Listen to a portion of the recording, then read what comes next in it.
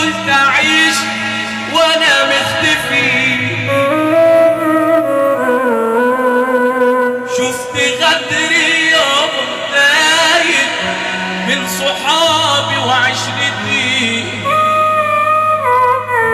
وانا وياهم حبايبي في ظهري قطعوا فروتي. يا طاقية كشفت ليا من عدوي بدنيتي، اللي غاب من غير سبب ملوش امان في قعدته. انا مش ظابط امور عشان اقضي سكته، باب حياتي ملوش تغيير يطلعوا منه ويسكتوا.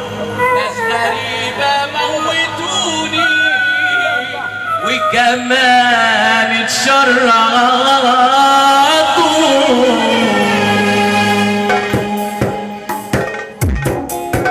اللي واحد بالله سمعنا السبب الصلاة على النبي.